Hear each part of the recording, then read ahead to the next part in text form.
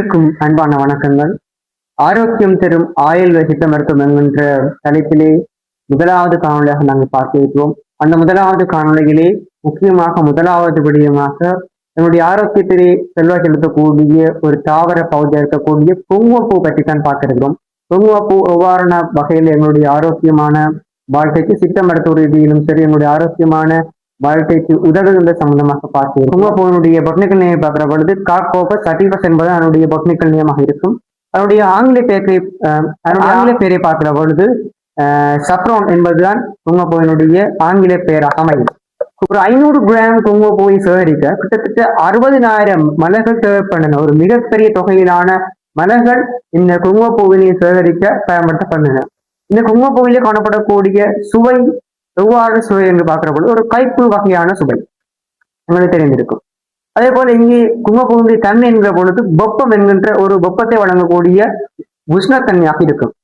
இது என்ன வகையான பிரிவுக்கு உள்ளடக்கப்படுகிறது சொன்னால் காற்று வகையான பிரிவுக்குள்ளே இது மெயினாக உள்ளடக்கப்படுகிறது.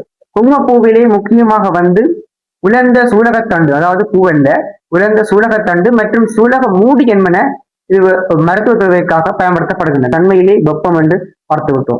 அதே போல பசியை தூண்டக்கூடிய சில பேருக்கு பசிக்காது, அந்த பசியை தூண்டக்கூடிய தன்மை குங்குமப்பூவிலே அதிகமாக இருக்கின்றது.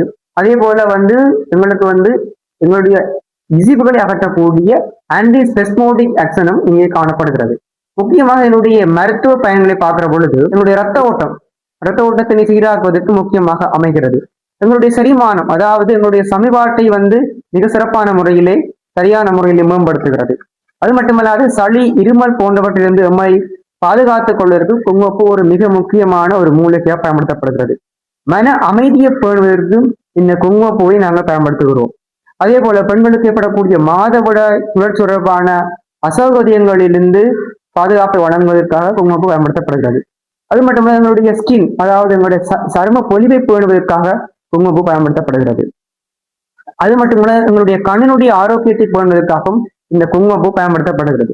இந்த குங்குமப்பூவை எவ்வாறான முறைகளை பயன்படுத்தலாம் என்று பார்க்கிற பொழுது 2 முதல் 5 வரைக்கான குங்கும இலைகளை வெதுவெதுப்பான பால் அல்லது தண்ணீர்ல 10 தொடக்கம் 15 நிமிடங்கள் ஊற வைத்து என்ன செய்யலாம், அதை நாங்கள் குடித்துக் கொள்ளக்கூடியதாக இருக்கும்.